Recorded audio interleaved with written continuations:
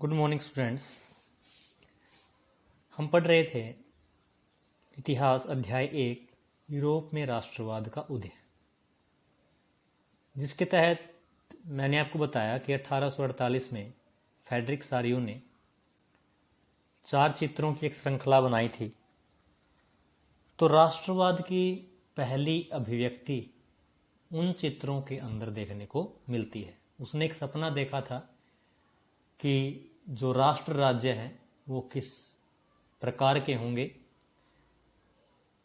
दूसरा, जो राष्ट्रवाद की स्पष्ट अभिव्यक्ति है वो 1789 में 1789 में फ्रांस की क्रांति में देखने को मिली। फ्रांस के क्रांतिकारियों ने सामूहिक पहचान की भावना पैदा करने के लिए अपने देशवासियों के अंदर अनेक तरीके अपनाए। स्टेट जनरल का नाम बदल करके स्टेट असेंबली कर दिया गया, और जो राजा का जो राज्य ध्वज था उसकी जगह पर एक राष्ट्र ध्वज है, 3 रंग का झंडा है, उसको अपनाया गया।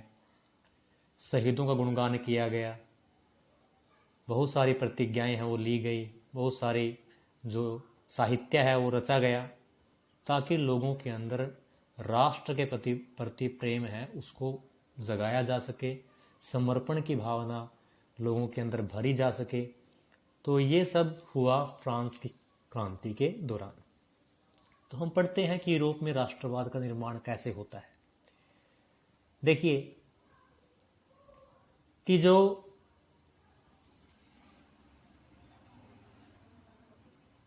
अगर आप मध्य 18वीं सदी के यूरोप के नक्शे को देखें तो उसमें वैसे राष्ट्र राज्य नहीं मिलेंगे जैसे कि आज है, जिन्हें हम जर्मनी, इटली और स्विट्जरलैंड के रूप में जानते हैं। वे तब राजशाहियों मतलब राजाओं का शासन था, डचों का शासन था, कैंटेनों में बटे हुए थे। मतलब जो जर्मनी, इटली, स्विट्जरलैंड के रूप में जिन देशों को आज हम जानते हैं, शुरुआत में ये देशों का कोई अस्तित्व नहीं था। ये क्या था, अलग अलग भागों में, राजशाहियों में, डचियों में, कैंटेनों में बटे हुए थे, जिनके शासकों के स्वायत्त क्षेत्र थे, मतलब अपने अपने स्वतंत्र क्षेत्र थे, अपने अपने क्षेत्र के ये राजा थे। पूर्वी और मध्य यूरोप निरंकुश राजतंत्रों के अधीन थे। तो इसको अगर पॉइंट में अगर हम करें तो पहला पॉइंट है ये बन जाता है कि तब राजशाहियों, डचियों और कैंटेनों में बटे हुए थे यूरोप, पूरा यूरोप। दूसरा क्या था, पूर्वी और मध्य यूरोप में निरंकुश राजतंत्रों के अधीन थे। पूर्वी और मध्य यूरोप में निरंकुश शासन थे राजाओं के, जो अपना मनमानी करते थे, और इन इलाकों में तरह तरह के लोग रहते थे। वे अपने आप को एक सामूहिक पहचान या किसी समान संस्कृति का भागीदार नहीं मानते थे। उनकी अपनी कोई सामूहिक पहचान नहीं थी जो उनको एक सूत्र में बांध सके, या कोई अपनी ऐसी समान संस्कृति नहीं थी जो उनको किसी देश का नागरिक बना सके, एक राष्ट्र के रूप में संगठित कर सके।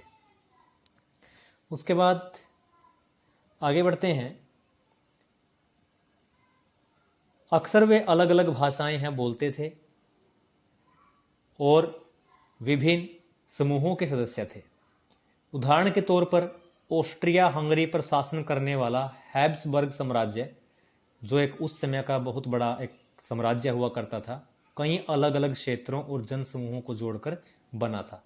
इसमें एल्प्स के टिरोल, ऑस्ट्रिया और सुडेंटनलैंड जैसे इलाकों के साथ साथ बोहेमिया भी शामिल था, जहां के कुलीन वर्ग जर्मन भाषा बोलते थे। तो यहाँ के जो कुलीन वर्ग हैं, जो अमीर वर्ग हैं के जो लोग थे, वो जर्मन भाषा बोलते थे।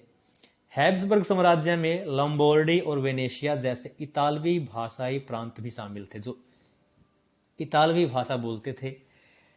हंगरी में आधे लोग मैगियार भाषा बोलते थे, जबकि बाकी लोग विभिन्न बोलियों का इस्तेमाल करते थे। तो भाषा के आधार पर भी ये एक नहीं हो सकते थे, भाषा भी इनको एकता के सूत्र में नहीं बांध सकती थी। गालिशिया में कुलीन वर्ग पोलिश भाषा बोलता था, और इन प्रभावशाली समूहों के अलावा हैब्सबर्ग साम्राज्य की सीमा रेखाओं के भीतर भारी संख्या में खेती करने वाले लोग अधीन अवस्था में रहते थे, मतलब एक गुलाम की अवस्था में किसी के नीचे वो काम कर रहे थे। जैसे उत्तर में बोहेमियन और स्लोवाक और कार्नियोला में स्लोवेंस, दक्षिण में क्रोएट तथा पूर्व की तरफ ट्रांसल्वेनिया में रहने वाले राउमन लोग। ऐसा फर्क राजनीतिक एकता को आसानी से बढ़ावा देने वाला नहीं था। तो पूरा यूरोप क्या है, अलग अलग प्रकार से, अलग अलग तरीकों से, अलग अलग भागों में बटा हुआ था। कहीं पर भी कोई चीज ऐसी दिखाई नहीं देती थी जो उसको एकता के सूत्र में बांध सके। इन सभी लोगों में केवल एक ही चीज कॉमन थी, वो क्या थी कि इस तरह तरह के समूहों को आपस में बांधने वाला तत्व केवल अपने सम्राट के प्रति निष्ठा थी। वो अपने सम्राट के प्रति क्या थे, वफादार थे। बस यही एक चीज थी जो उनको आपस में बांधती थी या उनको कहीं ना कहीं एक करती थी। तो ये राष्ट्र और राष्ट्र राज्य का विचार है, वो कैसे उभरा, कैसे ये विभिन्न जो राष्ट्र हैं अस्तित्व में आए। अब देखिए, कुलीन वर्ग, नया मध्यम जो वर्ग है, उसकी उत्पत्ति समाज के अंदर होती है। इससे पहले समाज में दो ही वर्ग थे, या तो बिल्कुल अमीर और या बिल्कुल गरीब। तो ये नया मध्यम वर्ग है, इसके आने से ही क्या हुआ, जो राष्ट्र राज्य बनने का जो सपना है, या राष्ट्रों का, विभिन्न क्षेत्रों का एक देश के, एक राष्ट्र के रूप में संगठित होने का जो प्रक्रिया है, वो इनके आने से ही शुरू होती है। सामाजिक और राजनीतिक रूप से जमीन का मालिक कुलीन वर्ग यूरोपीय महाद्वीप का सबसे प्रभावशाली वर्ग था। जो अमीर जो लोग थे वही जमीन के मालिक थे यूरोपीय महाद्वीप के अंदर। इस वर्ग के सदस्य एक साझा जीवन शैली में बंधे हुए थे, जो क्षेत्रीय विभाजनों के आर पार व्याप्त थी। मतलब ये जो लोग थे इनके अंदर समानता थी, क्योंकि ये क्या थे, प्रभावशाली वर्ग था, और पूरे जो महाद्वीप के ऊपर ये लोग क्या करते थे, शासन करते थे। इनकी जीवन शैली एक दूसरे से मिलती थी, रहन सहन का तरीका, खान पान का तरीका। तो ये आपस में इनकी कुछ जो विशेषताएं हैं वो एक जैसी थी।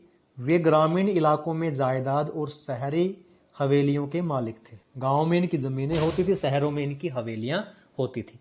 राजनीतिक कार्यों के लिए तथा उच्च वर्गों के बीच वे फ्रेंच भाषा का प्रयोग करते थे। तो ये लोग क्या थे, अपने राजनीतिक कार्य या जो प्रशासन संबंधी जितने भी कार्य हैं या आपस में बोलचाल की भाषा में, वो यही लोग क्या है, केवल फ्रेंच भाषा का प्रयोग करते थे। उनके परिवार अक्सर वैवाहिक बंधनों में आपस में जुड़े होते थे। जो अमीर व्यक्ति है वो अमीर व्यक्ति की लड़की या लड़के से ही क्या है, वो शादियां इनकी आपस में ही होती थी।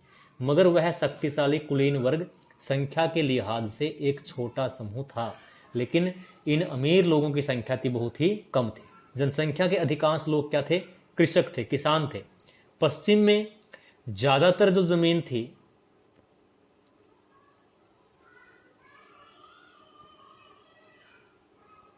ज्यादातर जमीन के ऊपर किराएदार और छोटे काश्तकार खेती करते थे, जबकि पूर्वी और मध्य यूरोप में भूमि विशाल जागीरों में बटी हुई थी, जिस पर भूदास खेती करते थे। भूदास क्या होता है, भूमि के ऊपर दास के रूप में, नौकर के रूप में काम करने वाले लोग, उनको भूदास कहा जाता है। तो पश्चिमी और मध्य यूरोप के हिस्सों में औद्योगिक उत्पादन और व्यापार में वृद्धि से शहरों का विकास और वाणिज्यिक वर्गों का उदय हुआ। तो जब पश्चिमी यूरोप के अंदर औद्योगिक उत्पादन बढ़ा, व्यापार बढ़ा, तो उससे शहरों का विकास हुआ, शहरों का निर्माण होने लगा, शहर अस्तित्व में आने लगे। तो इस प्रकार क्या हुआ, वाणिज्यिक वर्गों का उदय हुआ, यानी जो व्यापारी जो लोग हैं उनका उदय हुआ, और जिनका अस्तित्व बाजार के लिए उत्पादन पर टिका था। तो इनका अस्तित्व क्या था, ये बाजार के लिए उत्पादन करते थे, व्यापारी वर्ग था। इंग्लैंड में औद्योगिकरण 18वीं सदी के दूसरे भाग में आरंभ हुआ। इंग्लैंड के अंदर औद्योगिकरण शुरू हुआ, उद्योग धंधे स्थापित हुए, अत्यधिक मात्रा में औद्योगिक उत्पादन 18वीं सदी के दूसरे भाग में शुरू होता है। लेकिन फ्रांस और जर्मनी के राज्यों के कुछ हिस्सों में यह 19वीं शताब्दी के दौरान ही हुआ। इस प्रक्रिया के फलस्वरूप नए सामाजिक समूह अस्तित्व में आए। श्रमिक वर्ग के लोग जो उन उद्योगों में श्रमिक के रूप में काम करते थे, या मध्यम वर्ग के लोग जो उद्योगपति थे, व्यापारी थे, या किसी न किसी सेवा क्षेत्र में लगे हुए थे। तो ये लोग क्या है अस्तित्व में आते हैं, एक नया वर्ग समाज के अंदर उभर करके आता है।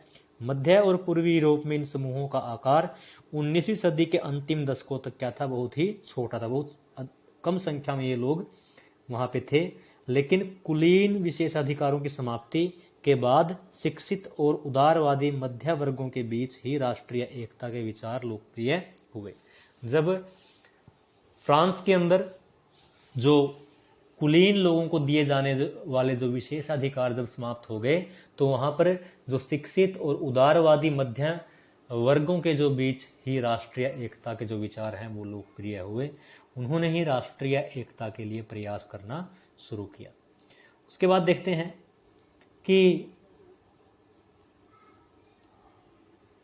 तो अगले